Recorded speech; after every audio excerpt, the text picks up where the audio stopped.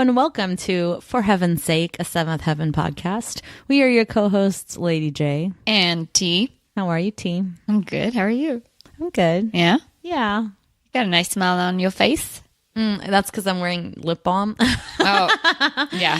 And it's like minty. So my lips are like cool right now. And it's like, I don't want them to be pursed. Yeah. Not that I'm not smiling at you. I'm just explaining myself. It's not like a random ass, like creepy smile. Yeah. So I just want to dive right into this episode because what a hot mess. Yes. Yes. Like, we don't even need a preamble. This is episode 1011 titled Xmas. And the Amazon Prime spoilie for this episode is Rose and Sandy spend Christmas with the Camdens. Okay. Yeah. Yeah. That happens. Ugh. That's about all that happens in this episode. Yeah, basically. Yeah, we're trying to see them fit in to the Camdens. Fail. Yeah. Okay, first, most importantly, Martin is absent from this episode. Yeah. For the first time since he first came onto the scene, he's not in this episode or in a episode. It's true. And it sucks that it's the Christmas one because, like, Martin and Ruthie, mistletoe, hello. They didn't want to give it away too soon. I know. They're like, it's going to be the finale. The finale! At the end of the season / series in their minds, there's going to be this big climactic moment, and then they're going to have to like figure out how to save it for season 11. I can't imagine. I really can't imagine this. The fact that this show went on for another... Ended and then it had to end again. You're like, oh, I thought we did everything right. I know. It's crazy. So, Xmas.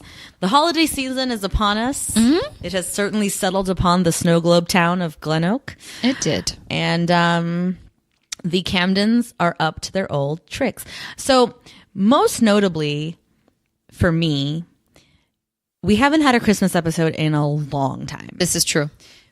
Perhaps at all since the first season? Like, I can't remember a single other Christmas episode. Or was it season 2 when Lucy is trying to find the actors to play the nativity scene? Maybe that was season 2, but that was definitely the first and only Christmas episode we've had. I guess so. Right? I don't know. Dude, we've watched probably some others. I'm just not thinking of them. Like, they weren't super memorable or whatever. I wish I can tell you or give you the right answer. I can't because it could have been easily look upable. It's been 2 years, guys, okay? Yeah. And we've been binging. I know. But my point is, like, I felt like because they don't do Christmas episodes every year, and this was their last season, I feel like Brenda really wanted to drive the Christmas thing home. Yeah. Like, this was her last hurrah, last chance to do a Christmas episode. Yeah. Let's go for broke. So what did she do? She pulled out all the stops.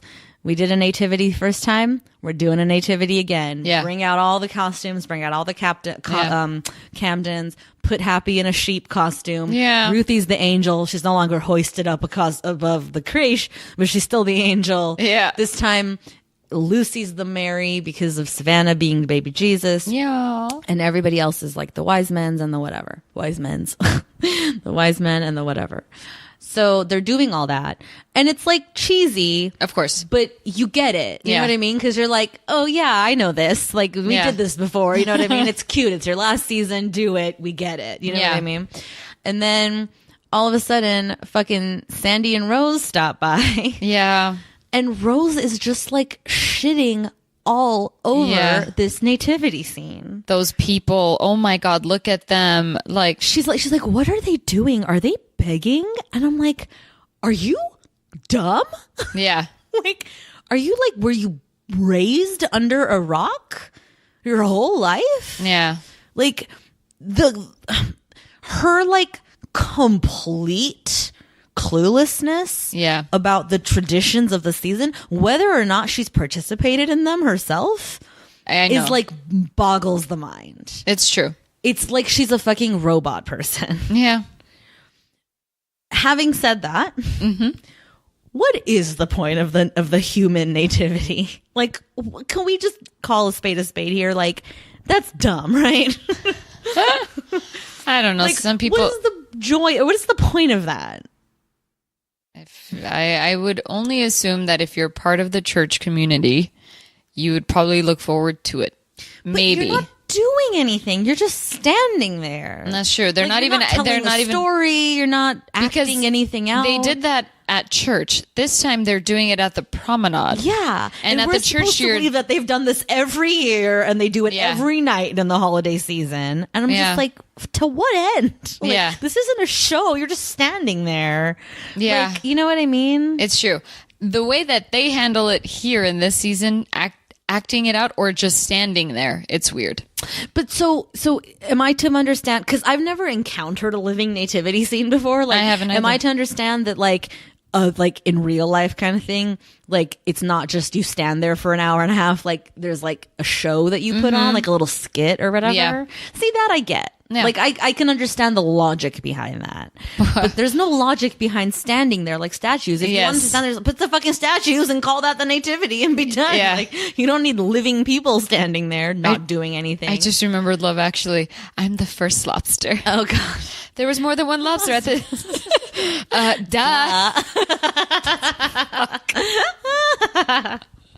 So good. 8 is a lot of legs, Davey. Yeah. There's a lobster and an octopus at this first nativity. Dude. Or whatever at this nativity. So like I'm not even giving, like I'm not trying to side with Rose here because she's a dumb fucking bitch, but just as a general side note for myself, I don't really get the point of a statue like living nativity thing. It's like, true. It seems kind of silly. It's true. Anyway. But even Sandy gets frustrated. She goes, "What is wrong with you?" Oh, with Rose. Yeah. I know. Because basically Rose is like, okay, no, Sandy's even like, okay, but like I'm not a Christian either, but like I know what this is. Like, did you really like never participate in any traditions growing up? Yeah. And she's like, no, my family and I were usually going on some ski trip out of town or whatever. Like I'm more of a Christmasite. Like I like the fudge and the gifts and the whatever, but like I don't really know who Jesus is. Like 'cause she's literally saying things that like you would say as a joke. Like it's like things you would have in a parody of somebody. Exactly. You know what I mean? Like Jesus Christ, like what are you? Who are you? It's like bonkers. I just hated the way she said those people. I know.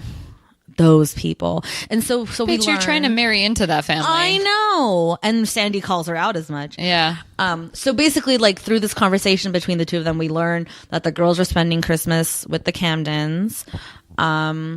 And they're staying at the house and everything, whatever. Mind you, Simon is still up at his school. Yeah, who works on Christmas? Well, he's going to be home for Christmas, but like no. surrounding. No, I'm just quoting Rose here. Oh, I know. Who works on Christmas? Well, apparently your boyfriend because he's paying off your ring. I know. Fucking wake the fuck up, bitch. Like you're a terrible human. She really is the fucking worst.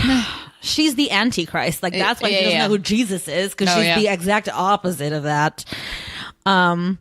So anyway, then she starts freaking out about the fact that they're not Christians and the Camdens are all going to be all Christian-y up in this Christmas bitch or whatever. Yeah. So, and then she drops this line. Oh my God. What if they try to drag us into the Christ part of Christmas while we're staying at their house? I kind of doubt they're going to do that. They haven't pushed their religion on us yet. I don't think they're going to start now. Well, maybe this is the time of year when they recruit people. I'm single and pregnant and a former drug addict and alcoholic. I don't think I'm recruitable. Right. I hadn't thought about that. Maybe they're just after me. In which case, I have to convince them that I've already been gotten. That's the only way to put them off. Barf, barf, barf, barf, barf, barf, barf. Yeah. This woman, this she-devil. She can't stop scheming. It's gone beyond scheming at this point. Yeah. She's so far down her web of lies rabbit hole or whatever that she can't even fathom having like a day or two with these people and it just going normally. Like she's just putting more lies on top of the lies, like, and then she immediately like schemes that like she can muscle out some like Jesus facts out of the twins or whatever. And it's just like, and Sandy's just like, dude, can you just chill? Like, they've invited you to their home for this holiday because you would be alone otherwise. Least of all because of the fact that you're marrying their fucking son. Okay. Can you just like go into it with your best foot forward? Yeah. Like, are you like,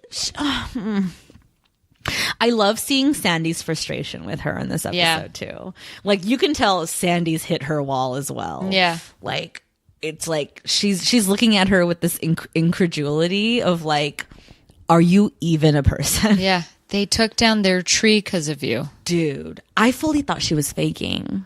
I thought so too. Turns out she's actually allergic, which sucks. Yeah. But still, though. And Sandy's like, can't you fucking just take an anti-allergy pill or something right now? Like, does it really matter? Like, it's 1 or 2 days. Like, get over it. And she's like, no, it does matter. Like, I'm not going to have to because they're taking their tree down. And it's like, yeah, you're the grossest person in the history of people. No, she's the worst. The worst. Every episode. But so basically this year, the Camdens, their thing or whatever is on Christmas Eve, on Christmas Day, they're all gonna go out and like do good for the community. Like they're gonna volunteer their time, they're gonna they're gonna help people, they're gonna whatever. And they're all doing their own little projects. And it's great because it allows for a couple of like really awesome cameos. Yeah. So first of all, Mackenzie, whatever her name is, Rosman's real life stepsister, Caitlin Salmont, who we met ages ago, makes a reappearance. She got a fresh pair of lungs. Yeah. So she's like crushing her cystic fibrosis. Yeah. She's like crushing life. She looks great. Ruthie and her like have a little moment. They hug it out and they're super cute. And then Eric's dancing with all the old people. Did you recognize the one the lady he's dancing with? She's the old lady in everything that you need an old lady for. Exactly. No, I recognize her in that, but have we ever, in all the other things like movies or whatever I've seen her in, but has she been on this show before? I actually don't think so. Okay. My guess is like they couldn't get Bink. You know what I mean? Because Bink would have been the obvious cameo choice. Yeah, but not at a... old folks home. Yeah. No, I could see her just being there just because. She's married, remember? Oh, that's true. So then they could have been there together. That's cute. Well, yeah, they could have, but I guess they just couldn't get either or both or whatever. It doesn't matter. So then he's dancing with old folks in his Santa suit or whatever. Seriously. And Annie takes the twins to the Lost Boys. Yeah, there we go. Dude, it was so dope seeing them again. Yeah. I was like, oh my God, it's the Lost Boys. Nicodemus and the other one. Yeah. It was really sweet. And they brought like toys and whatever they did. And it was money, I think. I think it was money. I think she hands him like an envelope of cash or whatever. Something like as much as they could collect or whatever. Like just really cool, you know. Like what a nice way to like spend your Christmas, you know, like doing for others, giving to others, in the spirit of, you know, Saint Nick and all that stuff. And Lucy gave back to Habitat for Humanity. She did? She goes. How did I miss that? She goes in with a bunch of stuff, like a bags full of treats. Oh, that's what it was. Yeah, I thought it was the house of the house, like that little like group home they put together for those people. That wasn't that. No. It was not just that one. Habitat build. Yeah, got it. So they did. So she did that, and Kevin went to be Santa. The dog. Oh, with the kids. Yeah, he at the orphanage, something like that, and like you know. Just giving out elf. Toys. Yeah. With Savannah. Because then, so then Kevin's whole thing in this episode is he wants a dog. He really, really wants a dog. And Lucy brings up a good point. She's like, okay, I want a dog too, but like, can we just wait till after the holidays? Like, life is crazy enough right now as it is. Like, whatever, like, let's wait till after the holidays. Everything's settled down. Whatever dogs are at the pound, you know, we'll figure out what we want. But meanwhile, Kevin and Savannah have already picked out a dog for themselves at the pound. I know. And the whole rest of the Camdens know about it and are invested and want to see them get this dog. But the the dog gets adopted before Kevin can claim it. And so they're all sad. Everyone else is sad when they learn about this. That's Gail Anderson, by the way. Yeah, I know. I was like, Gail. From the news, right? Yeah. She's not Oprah's Gail. No. Okay. KTLA. Okay. I thought so. I just wasn't sure. So anyway, so finally, I'm wrapping up the dog thing. So finally, Lucy herself comes to the dog pound. Yeah. And she's like, because it turns out that whoever adopted the dog they wanted brought it back, much as Lucy predicted would happen. But she's like, I'm glad it worked out. Let's get this dog. And then while she's waiting, she sees this tiny little booby. Yeah, this like Yorkie or something. I think it was a Yorkie. I don't know. I trust you. This tiny little booby, and her name is Delilah. Yeah. And they call her Delilah because she was next to Samson's cage, not cage, but whatever, cell in the thing. And so then she falls in love with Delilah, and then they bring out Samson, and Samson is this gigantic, size of my body dog. Has to be a Great Dane. Huge. It's a pony. Yeah, fully. And she looks at it and she's like, oh shit, okay, yeah, that's a dog, I guess. So she comes home and she surprises Kevin with Delilah. Yeah. And did you see Savannah's face? Yeah, she's like, what is it? She's fully acting, dude. Yeah, dude. This baby is acting. I know. It's impressive. She can't be more than like 4 months old. And she's like fully fucking acting, dude. She's like pouting. She refuses to crack a smile. She's like, And Kevin's like, oh, cool. Thanks. Yeah. We're like clearly disappointed. And they're like, what's her name? And they're like, Delilah. Or Lucy's like, Delilah. And he's like, okay, but like, we wanted Samson. Yeah. And then she's like, oh, did you? And she calls for Samson and she adopted both. Yeah. And then Savannah's face immediately breaks into this greatest smile. She's like giggling and she loving lights it. up. She lights up. This baby's acting. Like, I've never seen a baby act like this before. It's amazing. That dog's head could definitely rest on the counter. Oh, easy. That dog could swallow Savannah. Yeah. Like, easily. It's amazing. So funny. So now they have 2 baby puppies. Yeah, They're dogs, whatever. I don't know about puppy, but they're so cute and they're obviously so happy. Yeah. And Lucy just couldn't leave Delilah there. No. Because she learns that, like, they might be, she has a couple more weeks left, a couple more weeks. Either she actually gets adopted or sent to the pound or, No, she's already in the pound. That's the thing. That's true. The implication is, like, if she doesn't get adopted in 4 weeks, they're going to have to put her down. Yeah. And, like, that's so unconscionable. Like, when Lucy's already fallen in love with it, you know what I mean? So she's like, I got to have both because I can't let this dog die. Yeah. God, guys, just, I can't even. I'm not going to go on my soapbox. I'm just not going to do it today. But just don't. Dogs, pounds, no, done. Okay. Yeah. So lots of cute things. Meanwhile, back at the Camden house, because Rose and Sandy are left alone to their own devices, Sandy, in her pregnant ass fucking state, is cleaning, is vacuuming the goddamn hallway, and Rose just spent like 5 hours in the bathroom primping and preening herself, looking all pretty. Yep.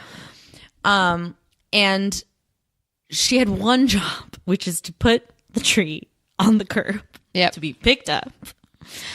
And all of a sudden, like, there's like a crashing noise or whatever. Yeah. And we learn that when the guy came to pick up the tree, he crashed into a pole, like a light pole or whatever. And because of that, the power's out. Mm-hmm. And so the turkey that Annie put in the oven in the morning before she left never got cooked. Christmas dinner is ruined, which means they're not going to be able to eat in time to make it to their nativity scene at the promenade, which is it's Christmas Eve. It's like their last night to do it. Like, it's really fucked. And Rose proceeds to drop this fucking line. Yeah. The electricity went off this afternoon. I'm afraid so. I dragged the Christmas tree out to the curb for you, and some guy came around a curve and boom, right into the telephone pole. Well, fortunately, no one was hurt. And if I hadn't pointed out that I smelled alcohol, there could have been a lawsuit. Oh, well, thank you. And you're right. No one was hurt. Thankfully. They said they'd have the power back on by now, but I guess that's not happening. Maybe we could all go out to dinner. You've all eaten out at a restaurant before, right? This bitch. Yeah. Like, are you... Oh my God. I can't. You know what? There's nothing to say. No. The clip speaks for itself. You guys know she's an incorrigible, disgusting piece of human garbage. Yeah. Nothing more to say about that. Not least of all to mention that she fucking ruined Christmas for the twins by telling them Santa's not real and Jesus isn't real and making them question the whole thing. Like, yeah. I just, and then are we supposed to like love her at the end because she cooked dinner for everyone? Thank you. Thank you. What the fuck was that about?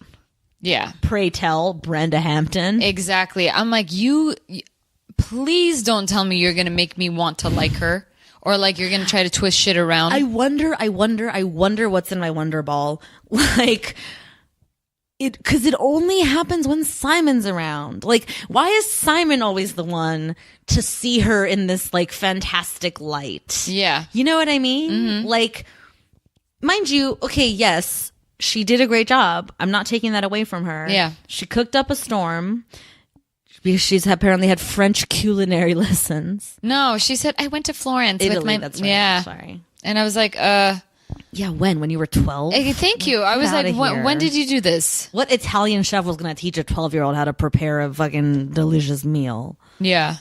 With only a short amount of time. I guess money, right? Money talks. But it's like, he comes home late from school place, from the Northern California School of Arts.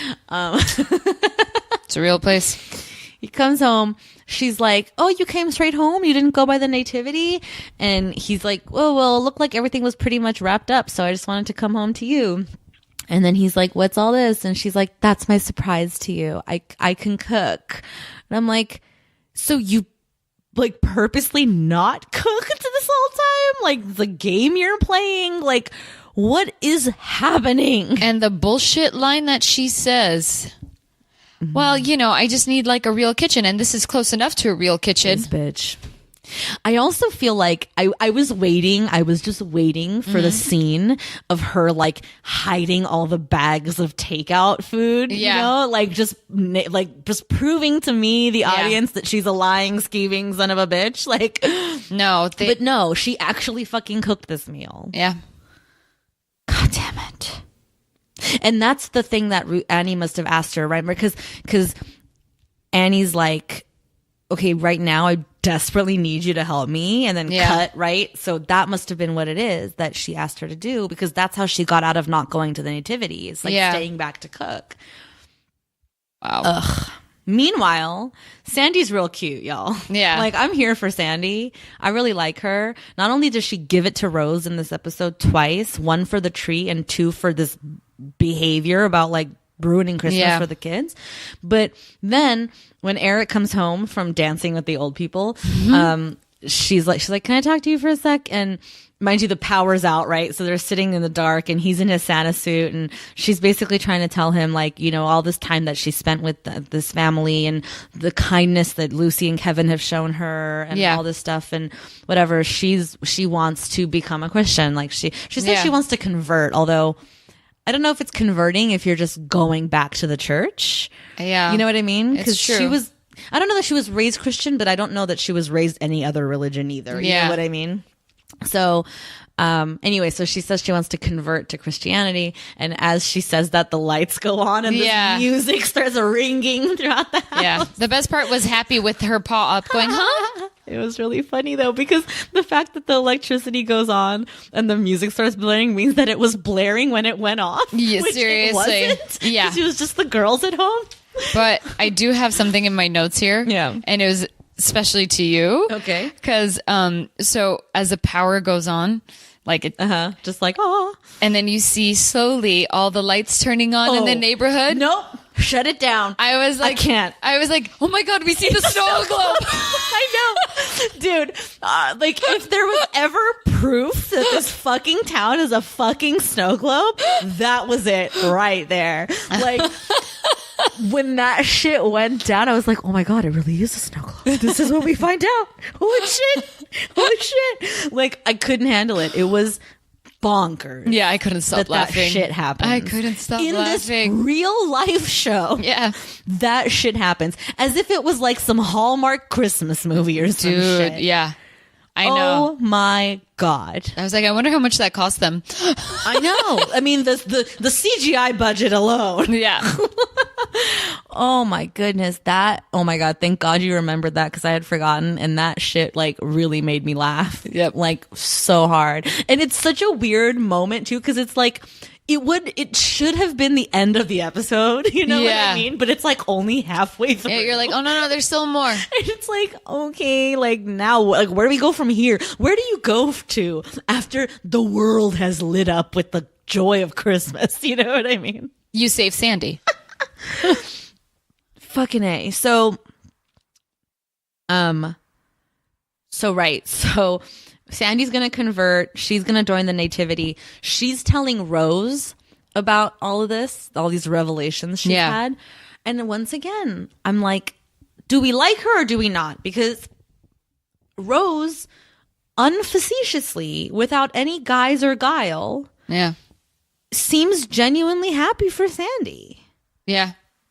I mean, she's not like over the moon about it, but she's not like weird about it either. She's like, I'm happy for you that you found this and that you're going to do it and you've got new friends, and like, good for you. Go be part of this Nativity. Cool beans. Like, you know what I mean? I still feel like this is the beginning of the end of their relationship, right? It's that thing of like, you know, when someone's your friend because they've always been your friend. Like, you don't have a reason why they're your friend, right? But then all of a sudden, like, you get a little bit of perspective because maybe something happens or something changes. Yeah. And you start figuring out or start realizing, like, okay, like, why is this person my friend? Seriously. And then it starts to crumble, you know, and eventually you're not friends anymore. Like, that happens a lot, you know, I think.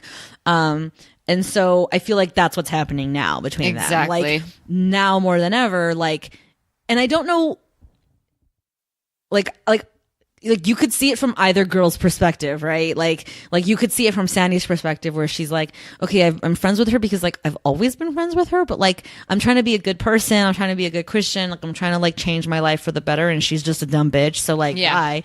Or you can see it from Rose's perspective. I'm friends with her because I always just been friends with her, like whatever, like, you know, she's kind of a hot mess, but like it makes me feel good to talk about her, kind of thing. Yeah. But she's not really a hot mess anymore, so like whatever, bye. You know what I mean? Exactly. So like mutually, I feel like they're gonna just drift apart, fall like apart a little bit, which good for both of them. You know what I mean? Yeah. Like, fine. I'm really good for Sandy, and fuck Rose because she's a dumb bitch. She doesn't deserve any friends. Yeah. Oh my God, I hate Rose so much. Don't we all though? Why did she save Christmas dinner tea? I know. I'm still heartbroken the fact that she did. I don't like it. I want to find out in the next episode that she poisoned all of them. Or I want Andy to find the fucking receipt to the meal. Annie. Yeah. Yeah. I know. Me too. Imagine, and you see her going, this and it's just like cut to the credits. Oh, I know. Like I mean, how much longer before the other shoe fucking drops on this bitch? I don't know. We're halfway through the season at this point. This is the halfway point. What if they actually end up together? Barf all over me, T. I'll die. Die. Not over Simon. Don't do it. Not over Simon. I'm also like, I was like grossed out by Simon in this episode. I don't know if you felt it too, but just like the skeevy way he's like, I just wanted to be with you, baby. Like, oh, we're alone. Cool. And she's like, I can cook. And he's like, oh my God, you did all this. And I was just like, get a room. Like, yeah.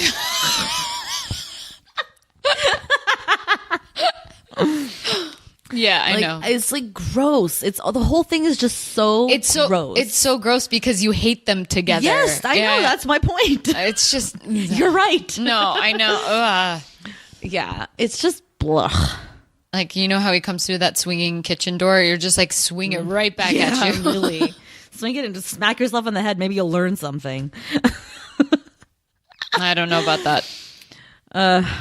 Okay, so then cut back to the nativity. It's Christmas Eve. It's the final nativity moment, and everyone's there. And Sandy arrives as Mary on donkey back. Yeah. How they got a donkey to appear, I don't know. Yeah, seriously. Somehow there's a donkey budget in Glenoak. So Mary arrives on the donkey. She goes up there. The baby's handed to her because she's playing Mary, whatever. And everyone's doing their part, whatever. And then now Eric starts talking. So which, again, begs the question, is this part of it? Every night, does he give a little speech? I don't know. Like, it's weird. So he starts talking, and then you hear Annie and Lucy like, she has no clue, doesn't she, or whatever. And I'm like, what's gonna happen? Are they gonna pour pig's blood on her? Like, what is this? You know, this ain't Carrie. It's like weirdly like a little ominous. Like, obviously he's gonna, it's gonna be something nice, but like, it's weird how they're like, she really has no clue, does she? Yeah. Like, plus Rose isn't there, so I'm like, what is this about? Yeah, exactly. So Eric starts talking. Basically, every year the church collects whatever money they can and funds, like, supports one family for a whole year using that money. Yeah. And this year they've chosen Sandy, and it's really sweet. Haha, not haha. It's really sweet. Lala, she cries. Lala.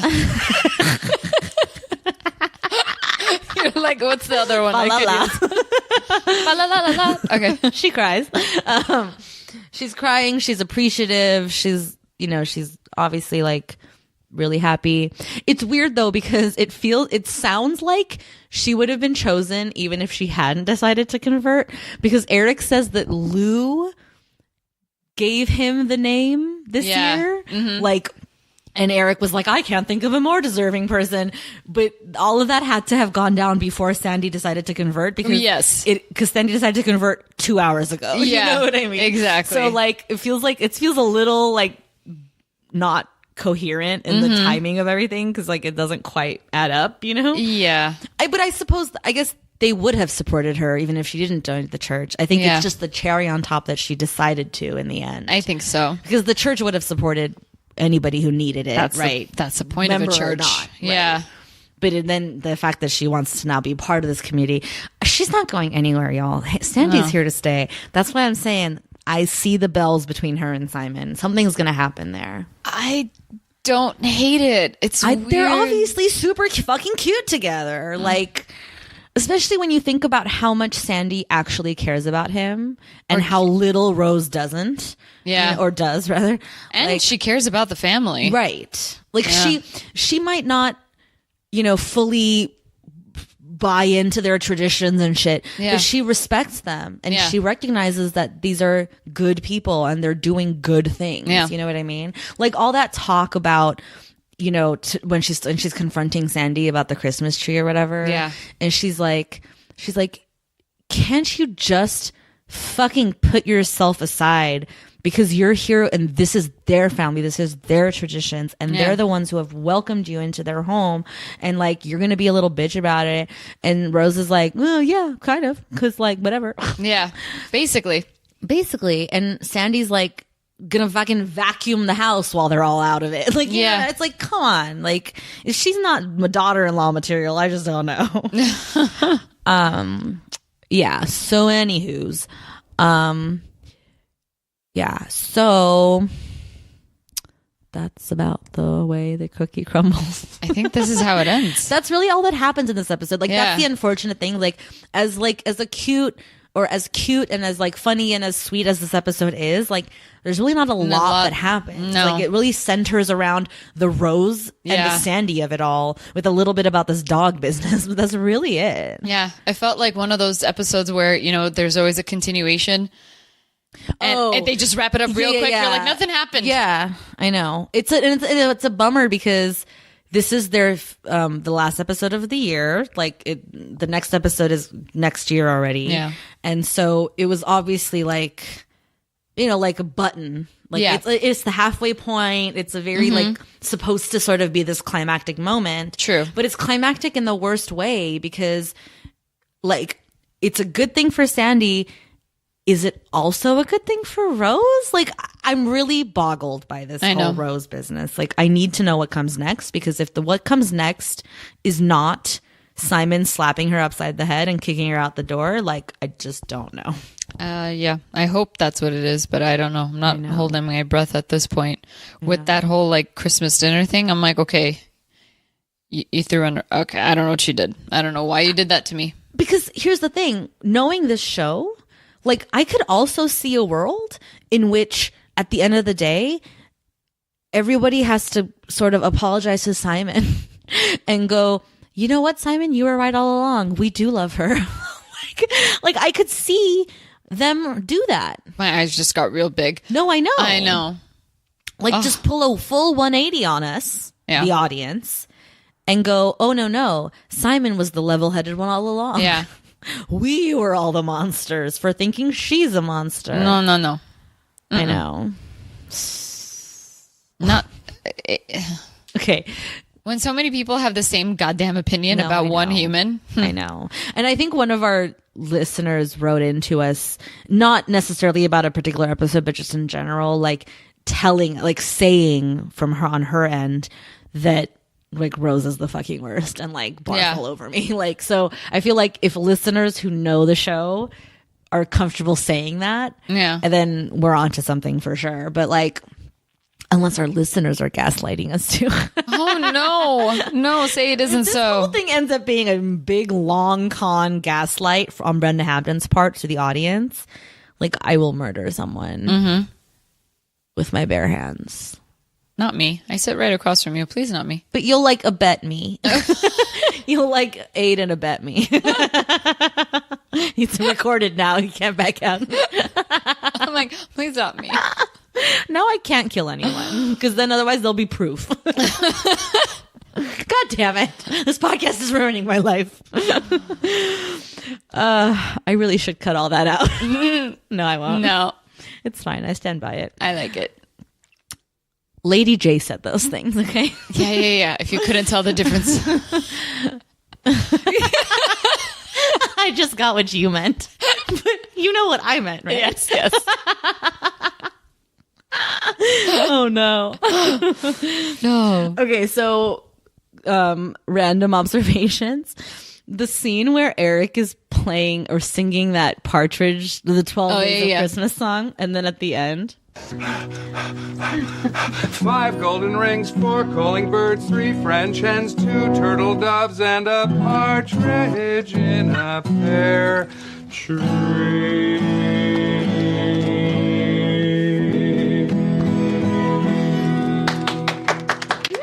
Thank you, Glenoak. He's in his living room. Yeah. His audience is the twins and Annie. And Ruthie. It's hardly Glenoak. Yeah. Thank you, Glenoak. Like, he's such a dork. He's such a freaking dork. Eric is like the biggest dork of all time. Yeah, he is. The way he's like he's out of breath, he can't sing. Like, ugh, come on, dude. Who is this for?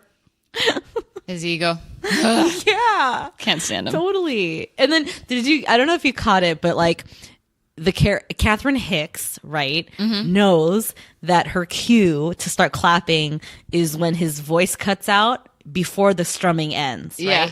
So there's this moment, there's like a good 2 seconds. It feels like it lasts forever if you're watching her specifically, where she finishes hanging an ornament and then her hands are literally just like outspread, like waiting to clap, like waiting for her cue to clap. Like, and she's just like hearing and listening for it. And then as soon as his voice cuts out, she starts clapping. Yeah. It feels like it lasts a lifetime, dude. Okay, I gotta watch that. It's probably just like 1 or 2 seconds, but it like lasts forever. Okay, I gotta see this. It's amazing. All the listeners should find that moment. It's great. Anyway, that's my least observation for this episode. Other than Rose is a bitch. Goodbye. Yeah. Oh, and Ruthie and Sandy have a few sweet moments together. Oh yeah. They actually walk out of the house holding hands. Yeah, when Sandy's all like tripping, I think, about Rose or whatever, and even about Martin or whatever, too. right? Oh yeah, because she's like, I hope me being here isn't going to ruin any plans you might have had with Martin. Yeah. And Ruthie's like, oh no, he's in New York with his dad, visiting his aunt. Like, it's all good, whatever. Yeah. And she's like, okay, like she's like tripping, and Ruthie can sense it, and so she's like, oh my god, like it's gonna be an amazing holiday. Don't worry, like we're all together. It's great. Like fully comforts her. Soup's sweet. Captain Michaels is Santa. Amazing. Oh, I forgot. Well, meanwhile, Eric's like trying to overhear to know what gifts to get them. Yeah. Which, like, that's not how they do Christmas anyway, but whatever. And then I really of course forgot about that.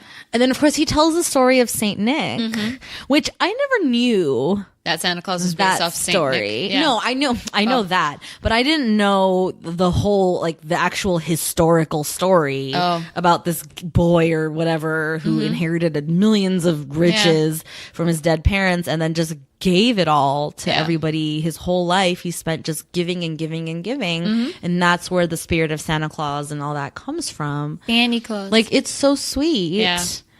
And it just made me, like, really, like, made my heart really happy too, because again, like, these are all, like, principles that I've grown up on. I'll never forget. I came home, I was 8 years old. It's like second or third grade or whatever. And some kid at school, like, ruined Santa for me.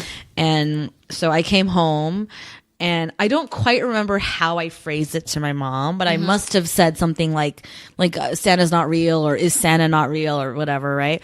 And I just remember my mom saying, like, okay, yes, there's not a person who comes down the chimney and gives you gifts, but Santa's real. Yeah. You know? And she never changed that message. Like, I mean, as a 30-year-old woman, obviously I know what she's talking about, but like growing up, like, the message was always like, Santa's real. You know what I mean? Yeah. Like, we believe in Santa in this house because of course you do. Of course you believe in the spirit of giving and, of course. and that sort of a tradition. You know what I mean? Like, what a lovely thing to believe in, you know? It's true. I never had a chance to believe in Santa Claus. Really? I really didn't. Oh. It's weird. I think that's because you were firstborn. Oh. I'm second child, and therefore I can't remember my brother telling me Santa isn't real, but for some odd reason, it was kind of the way he behaved around Christmas was like, okay, I get what's happening. I see. Like, you know? Yeah, I kind of know, like, so there's a pretty significant age gap between me and my siblings. We've talked about this before, but like, so by the time they were like old enough to like understand what's happening at Christmas. Yeah. I don't mean like the truth about Santa, but just the idea that there's a holiday where we gather and it's family and all that shit. Like, so like what, 2 years old probably or whatever. By the time that was happening, I already knew the truth. So I do remember there was like maybe a couple of Christmases that were a little awko taco where like I might have used, you know, the wrong language or, you know, like whatever, but we still did cookies and stuff for for their sake. Like we always did cookies and milk, like always, for a good, like 3 or 4 years into their lives. Yeah. And even beyond that, I was trying to think of like when we moved out of the house we all grew up in, but even after that, we still did it for a little bit, you know? Yeah. And my fucking parents would like eat the cookies and shit and like always like leave one like half eaten, you know, to like prove it kind of thing, you know? What was that movie? The one with Tim Allen where he not pretends, but he says, is it the first one or is it the second? I think it's the first one when he actually accepts that he's Santa Claus and he comes back and he's like drinking the milk and he's like he like it doesn't taste right. She goes, "You're lactose intolerant." Like she remembered from last year. So cute. I remember that was my favorite. See, those old Christmas movies are my favorite. Hey, but the Santa Claus does not hold up though. It doesn't. I mean, I haven't actually know, but I feel like there's no way it could, right? Like, come on. I don't know. Yeah, I haven't watched it in years. I don't know. Yeah. Like, I just feel like there's very few Christmas movies that actually hold up from our childhood. You know what I mean? Like, I feel like the Grinch, the Jim Carrey one, holds up for me. Oh, yeah. Because we were like full ass grown up people when that movie came out, and I still watch that movie with like nostalgic wonder. I love it. Same. I love all the music and everything. But anyway, we digress. What was the point? Oh, Santa Claus. Santa Claus. That was the point. Here comes Santa Claus. Here comes Santa Claus. Right down Santa Claus Lane. Dun, dun, dun, dun. All right. I just spent the day at Universal Studios today, as of this recording, that is. And they're still in Christmas mode over there, even though it's well past. It's like it's already in the new year and everything. But I think until the 6th of January, maintain all their decorations and stuff. They just don't do Grinchmas. Like the Grinchmas ends in December, but their decorations and like the general spirit is still going. And so all throughout the park, all day long, it was like Christmas music, Christmas music, Christmas music. Nice. And when I first got there in the morning, like when they were still like, you know, before they opened the gates and stuff, they were playing, I believe it's Barbra Streisand's version of Jingle Bells. The one that's all like fast paced, like jingle bells, jingle bells, jingle bells, jingle, jingle bells. Like I'm pretty sure it's Barbara. It sounds like her. It could be some other like broad, you know, like her, but I don't know. But it's just real. It was like cracking me up, like jingle bells, jing, jing, jing, jingle bells. Like what is this rendition of Jingle Bells? Like, who is this for? You know, it's so funny. It's really good. And SNL on their Christmas episode this year, or this past year, when you're listening to this, completely did a skit based off of that version of that song. I think. Shit. I mean, now in hindsight, like, cause it's Cecily Strong and Kenan Thompson, right? Okay. And she's like a songstress on the piano, and he's like behind the piano, and they're doing this witty banter thing. Yeah. And every so often, like they'll be talking, and then she'll break into song, and it's like jingle bells, jingle bells. She's like, it's just like, it was gold. It's so funny. I gotta see that one. It's really funny, and I just love this like fast paced, like cocaine fuel jingle bells. Like, what is this? Like, oh man, it's good stuff. Funny. Okay, did we do it? Yeah, because we started talking about everything else but the episode. That's true. That's how you know. Yeah. I guess one last thing. It's just an observation. I think the wording of it really like stuck for me. Like in this episode, once again, right? We talked about this in the last one. Up until the last episode, we had never seen Sandy in her own universe sans Simon. Oh, that's true. Not Sandy. I meant Rose. I'm sorry. We've never seen Rose in a universe sans Simon. Yeah. Last episode, we saw that with her dad a little bit. In this episode, it's all no Simon. It's all just pure, unadulterated Rose coming at us, right? Mm-hmm. And I feel like when they do that, she's like let off her leash a little bit. Yeah. So she lets her psychopath flag fly more freely. Yeah. Like the way that she handles the twins and the way she's being a bitch about the tree and whatever. It's like she would never have pulled that shit if Simon was there and she had to keep up appearances. You know what I mean? True. Like without Simon there, she's just like letting it all hang out. What? Is this a Jacob's Ladder scenario you're positing right now? Because I went there already myself. I just remembered something. What? When Rose first meets the Camdens, doesn't she say, "I'm not much of a cook"? Wait. When it's for lunch.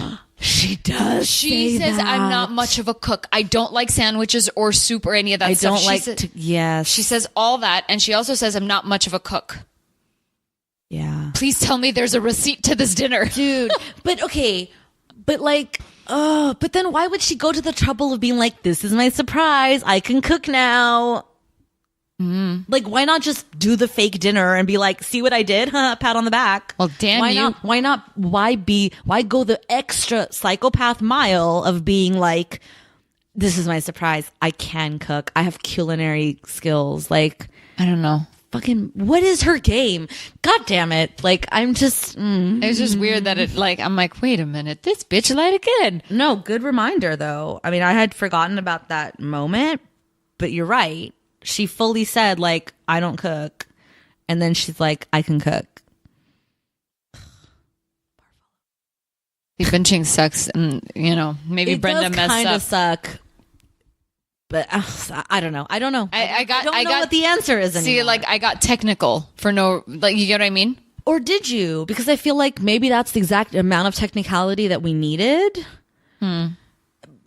In what you're saying, though, to be fair, you're right. Like, back then, nobody was binging, 15 episodes away from each other. You might not remember things. Like, that's fair. I don't know. I really don't know what the answer is. Like, I'm at a loss. I'm at a loss with Rose. I'm torn. I'm not torn. I'm like, You're just scrambled. You know what I mean? Yeah. Like I'm scared. I don't know. I don't know what to think or believe or feel or any of that stuff. I still don't like her. I'm just scared. Oh, I don't like her either. No, I know, but like I'm worried that I'm supposed to though. You know what I'm saying? Like I'm worried that as the audience member, I'm missing something. I'm gonna be like Martin.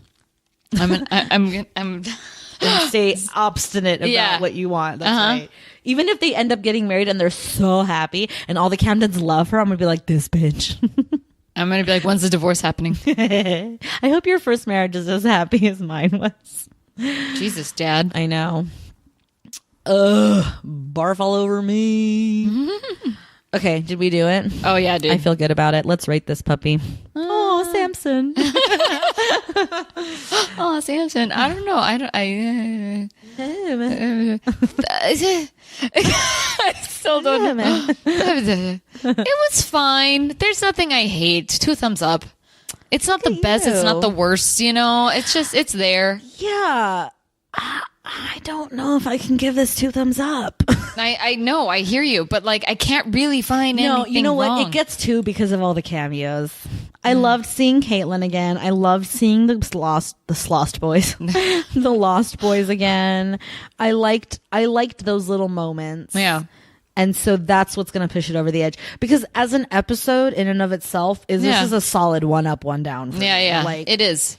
It's just meh. Yeah. Like, it's not offensive in any way. No. It's just like, whatever. Like, like, who cares? You know what I mean? It's exactly. a total who cares episode. Yeah. That's what we should call them. That's who cares? If it's a 1 up, 1 down, it's a who cares episode. Yeah. But yeah, no, this is fine. It'll pass. Whatever. It'll pass till the next episode. Yeah, I'm saying, like, again, by the standards of this season, it's one of the lesser episodes for sure. True. Yeah. But it's still not a bad episode. You know what I mean? Yeah. I agree. Yeah. So yeah, I can give it 2 thumbs up. I'm okay with that. We're halfway through the season. I'll allow it. Boo, watch yourself show. I can't believe we're halfway through. Yeah. It's crazy. I mean, before we know it, it'll be over. And then we'll be on the last season for sure, for actual. And it's probably going to be a shitty one. Dude, you know it's going to be so shitty. It's going to be so random and like all hodgepodge, whatever storylines they could potentially come up with like the 2 characters that remained. Yeah, that's going to be interesting. Faux show. Okay, that's going to do it for us, folks. Thank you so much for listening, as always. Don't forget to subscribe, rate, and review on iTunes, Apple Podcasts, wherever you get your podcasts. You can follow us on social media at For Heaven's Sake Pod, or send us an email at forheavensakeshow@gmail.com. We're also on Patreon at patreon.com/4 Heaven's Sake Pod. I feel like I have to enunciate that every time. That's 4 Heaven's Sake Pod. We have 2 tiers. One is the Keep the Lights On tier. Basically, your contributions there will help fund the necessary things that it'll take to keep this podcast on the airwaves or on your podcast app long after it's over. And then we've got the Heaven Head tier, which is subscribing at that level gives you access to 2 bonus episodes of live commentary on movies that T has seen that I have not, and that's 2 bonus episodes every month, which is very fun. There's tons of content on there, hours and hours, oodles and noodles of hours of content on there already. You want it. Which will be available to you as soon as you subscribe, as well as future episodes. So until next time. I almost said without further ado. I know. Without further ado, bye. Bye.